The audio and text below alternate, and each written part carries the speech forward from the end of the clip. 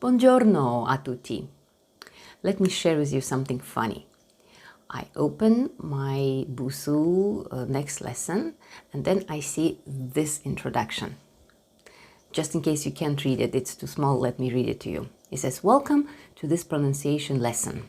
In this lesson, we'll learn how to pronounce two key sounds in Italian language, GN and GLI. Warning. Some Italians may spontaneously hug you through tears of joy when they hear you say bolognese and aglio correctly. So here you go. Another advantage of learning a foreign language. The natives of that language may rush to you and hug you with tears of joy when they hear you pronouncing the words in their native tongue correctly. By the way, did you know that hugging is actually good for your health? When you hug, then the hormone called oxytocin is released into your brain.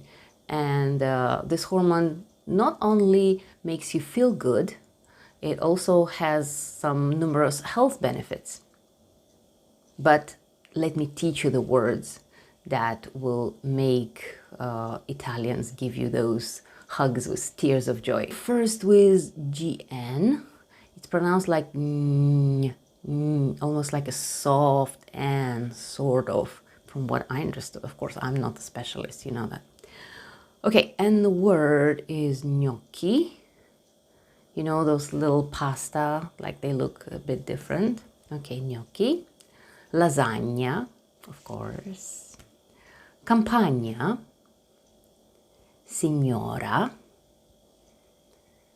Bagno. Now let's use them in the sentences. Gnocchi al pomodoro. Ugh, I didn't have my breakfast. I already imagined them. Okay.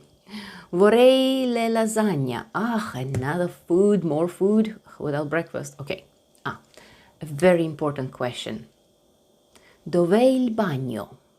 You might use it a lot in Italy. Now, GLY pronounced like L. L. I tried and I think I got it, but I'm not sure. Well, close enough. And the words are voglio, biglietto, figlio,